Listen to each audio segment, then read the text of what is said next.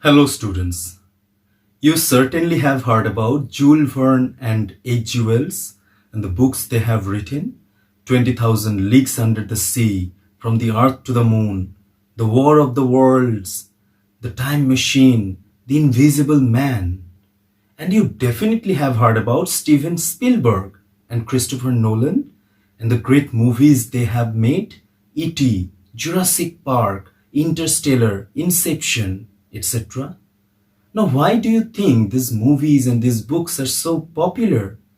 Because they are science fiction works. Science fiction has always been very fascinating to us. In science fiction, authors and movie makers, they imagine a world with technologies that are yet to be invented. That's why science fiction is not only entertaining, but also a source of great inspiration.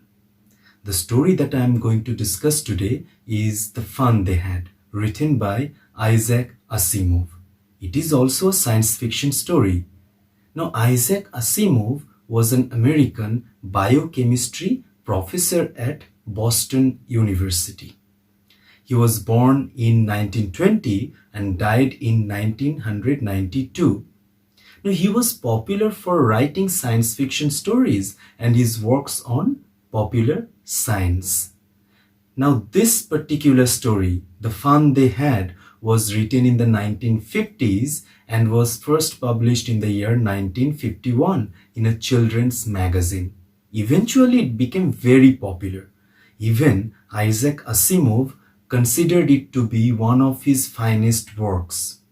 Now, in this story, Isaac Asimov imagined how the world would be after 200 years. Obviously, it was not an easy job back then.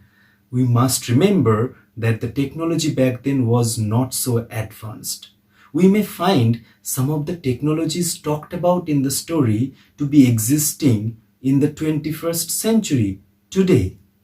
But that doesn't bring down the credibility of the story. We need to read the story from the point of view of a 1950s child. Now, what this story tells us? The story tells us about a girl named Margie Jones. She is an 11-year-old girl and she is writing in her digital diary dated 17 May 2157.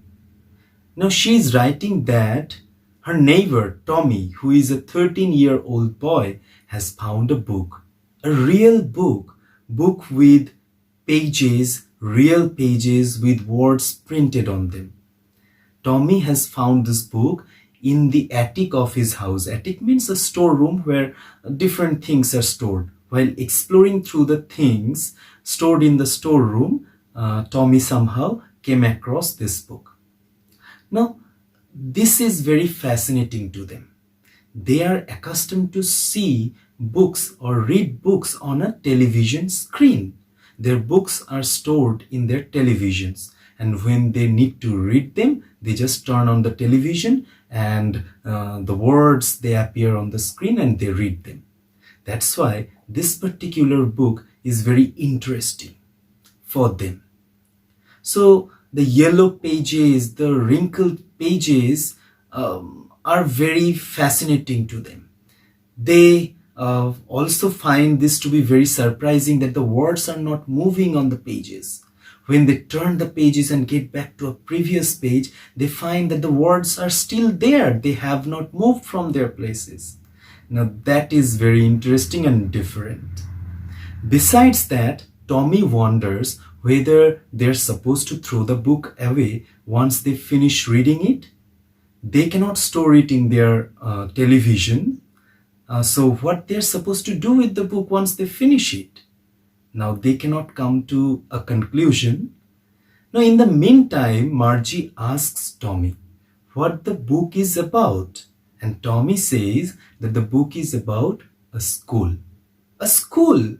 Margie wonders, why should someone write about a school? She doesn't like school. Now, their idea of school is different from our idea of school. Now, they are actually taught by mechanical teachers robotic teachers. Now, these robots are customized, keeping in mind the age, the IQ level, and the individual needs and requirements of children. Now, they are taught by these mechanical teachers individually at their own houses. They don't go to a different building and taught by a teacher together. They are taught by a mechanical teacher individually at their own houses. Now, that's why Margie finds it to be so very uninteresting. Besides that, Margie's mechanical teacher has been giving her geography task for a long time that she cannot complete. Her mother is concerned. That's why she calls the county inspector. Now, the county inspector's job is to go through these mechanical teachers and see whether they have got any faults in them. Now, this county inspector finds that Margie's mechanical teacher has got its geography section geared up. So he repairs the robot and says now it is ready to teach Margie. Now, Margie expected that the county inspector would not be able to repair the robot and take it away. The way Tommy's mechanical teacher was taken away for a month because its history section got blank. But in Margie's case, the robot was repaired on spot, so she was very disappointed. Now, when Tommy says that the book is about a school, she finds it to be uninteresting. But Tommy explains it's a different kind of a school. It's a kind of a school that children used to attend centuries ago. There, a human teacher used to teach them. A human teacher, another surprising fact for Margie. How can a human teacher teach children? How can a human teacher be so smart as a robotic teacher? But Tommy says that a human teacher can be as intelligent, as smart as a robot. Grown-ups are smart enough.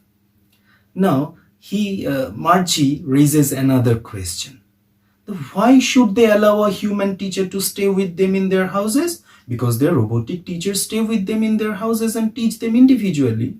She hasn't yet learned that children used to go to a different building to get taught by a human teacher. So Tommy tells her that it was different back then. Children of the neighborhood used to go to a different building to get taught by a human teacher. And the human teacher would deliver lessons to a bunch of children at the same time. Another surprising fact for Margie. So Margie finds it to be interesting now. How happy the children might be back then when they used to go to school together and come back together. They used to get taught by a single teacher, a human teacher, etc. Now, in the meantime, Margie's mother asks her to go and attend her school, means get taught by her robotic teacher. She also asks Tommy to go home and start attending his school as well. And she goes and sits in front of her robotic teacher. Her robotic teacher, starts teaching her mechanically. She inserts her homework in a slot that is generally completed using punch codes. Now, this homework is immediately checked by the robotic teacher and her performance is shown on the screen.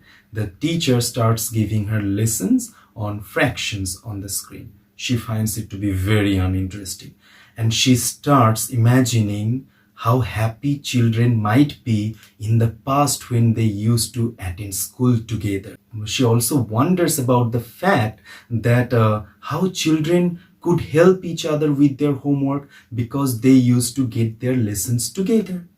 Now she starts comparing her school with the school children used to attend centuries ago. And then she finds that previously in the past, children might be very happy. They might be having much fun. The fun they miss. Children of Margie and Tommy's age miss in their schools. So this is the entire story.